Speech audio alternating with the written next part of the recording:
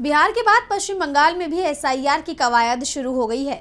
चुनाव आयोग की तरफ से प्रदेश में ईआरओ, एईआरओ की नियुक्ति का निर्देश दे दिया गया है, जिस पर सीएम ममता बनर्जी भड़क उठी।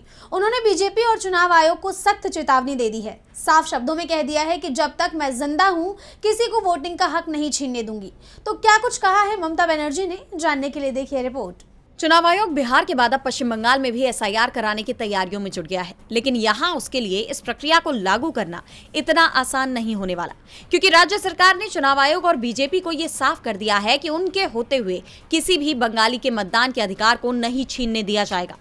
दरअसल राज्य के मुख्य निर्वाचन अधिकारी ने राज्य के मुख्य सचिव मनोज पंत को पत्र लिखकर ईआरओ और एईआरओ की नियुक्तियां जल्द पूरा करने का निर्देश दिया है।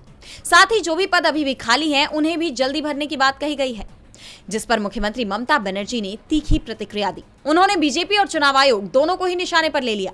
ममता बनर्जी ने दावा किया कि बीजेपी ने वोटर लिस्ट से मतदाताओं के नाम हटाने के मकसद से करवाए जा रहे सर्वे के लिए दूसरे राज्यों से 500 से ज्यादा टीमें बंगाल में भेजी है। चुनाव आयोग राज्य सरकार के अधिकारियों को धमका रहा है।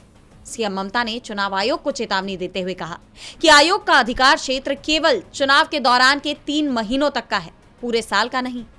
ममता बनर्जी कोलकाता में तृणमूल कांग्रेस की छात्र शाखा की एक रैली को संबोधित कर रही थी और इस दौरान उन्होंने ये साफ कर दिया है कि उनके जिंदा रहते किसी का भी वोट करने का अधिकार नहीं छीना जा सकता। उन्होंने लोगों से भी अपील की कि अब आप खुद जांच करें कि आपका नाम अभी भी लिस्ट में है या कट गया।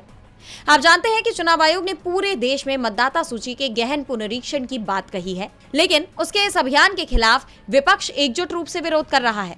और अब ममता बनर्जी ने भी साफ कर दिया है कि वो पश्चिम बंगाल में बीजेपी और चुनाव आयोग के मंसूबे कामयाब नहीं होने देंगी।